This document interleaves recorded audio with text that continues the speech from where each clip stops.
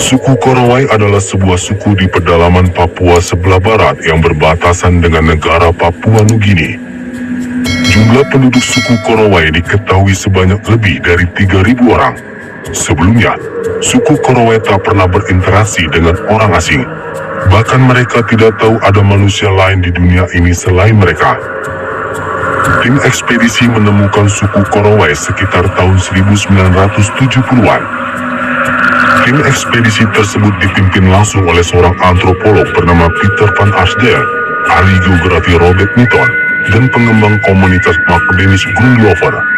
Ciri-ciri fisik dan penampilan suku Korowai tak beda dengan suku lain yang ada di Papua. Suku Korowai masih hidup dengan cara tradisional seperti berburu, bertani, serta mengolah sagu untuk kebutuhan hidup mereka sehari-hari. Pohon sagu adalah makanan utama suku Korowai, dan semua yang ada di hutan bisa mereka manfaatkan untuk bertahan hidup. Berburu merupakan salah satu keahlian suku Korowai. Mereka juga masih melakukan perdagangan benda seperti tulang, perhiasan, dan pisau. Karena suku Korowai benar-benar terisolir, bahkan jika dibandingkan dari suku pedalaman lainnya di Papua sekalipun, alat-alat yang mereka gunakan pun masih sangat sederhana, yakni bambu yang tajam untuk mengiris daging dan bambu untuk menampung air hingga untuk memasak air. Suku Korowai biasanya memiliki peliharaan babi dan anjing. Bagi mereka, babi memiliki nilai sosial dan biasanya digunakan saat ritual atau acara-acara khusus. Sedangkan anjing mereka gunakan sebagai hewan berburu. Dan yang paling menarik dari suku Korowai adalah rumah pohon. Suku Korowai tinggal di rumah pohon yang tingginya tak main-main, bisa mencapai 50 meter lebih. Alasan mereka tinggal di atas pohon ialah agar terhindar dari ancaman makhluk buas, juga roh-roh jahat yang bernama Lalio, yang dipercayai suku Korowai sebagai iblis yang kejam. Lalio diketahui merupakan makhluk yang berjalan seperti mayat hidup dan berkeliaran pada malam hari. Terlepas dari semua alasan tersebut, suku Korowai begitu menghargai nenek moyangnya. Oleh karena itu, mereka juga menganggap bahwa rumah tinggi merupakan warisan leluhur, sehingga mereka merasa nyaman, meski mereka harus bersusah payah memanjat pohon yang begitu tinggi. Rumah pohon yang begitu tinggi secara logika tentu tidak normal. Suatu saat angin bisa saja berhembus kencang dan dengan cepat dapat menghancurkan rumah tersebut. Karena itulah, suku Korowai tidak sembarangan dalam memilih pohon. Mereka memilih pohon-pohon besar sebagai pondasi rumahnya. Bahan yang mereka gunakan dari alam dan juga proses pembuatan rumah pohon menggunakan tangan, tanpa bantuan alat modern apapun, dan rangka rumah pohon dari batang-batang kayu kecil, dan lantainya menggunakan cabang pohon. Sedangkan untuk dinding dan atap rumah, mereka menggunakan kulit pohon sagu dan daun-daun di hutan. Rata-rata rumah pohon suku Korowai memiliki ukuran sekitar 7 kali 10 meter.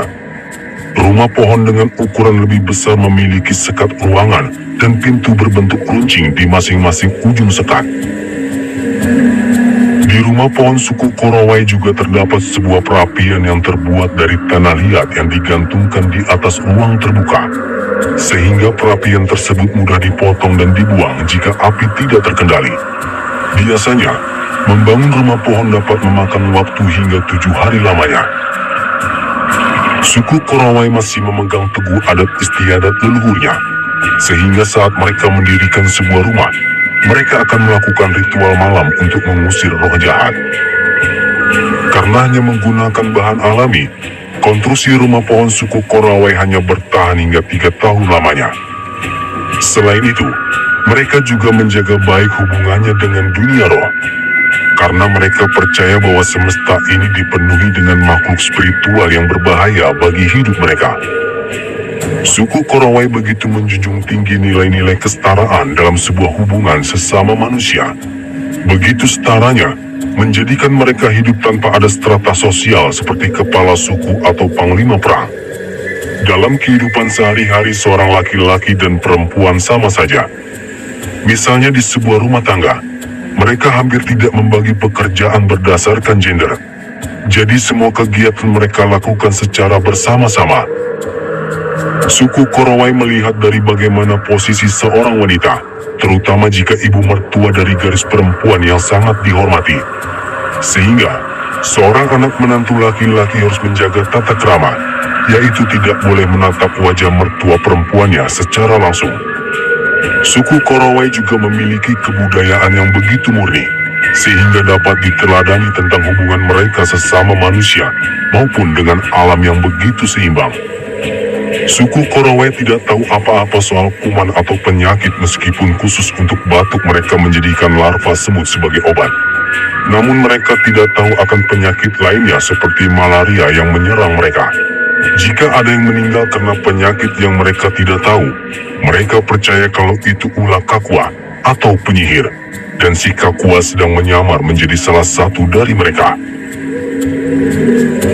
Setelah memakan habis tubuh Kakua, mereka akan memukul-mukul dinding rumah tinggi mereka dengan kayu sambil bernyanyi semalaman. Selain orang yang diduga sebagai Kakua dan yang melanggar peraturan, orang yang sakit keras dan tak kunjung sembuh juga jadi korban suku ini. Tujuannya mungkin agar si penderita penyakit tidak menderita lebih lama lagi di dunia.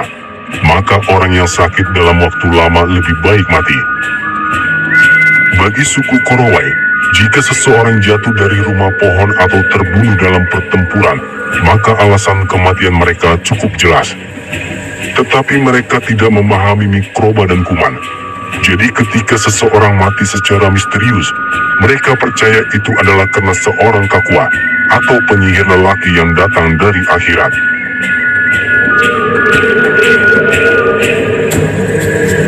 Namun saat ini sudah banyak warga suku Korowai yang mulai membuka diri dan hidup membaur dengan masyarakat modern lainnya di Papua.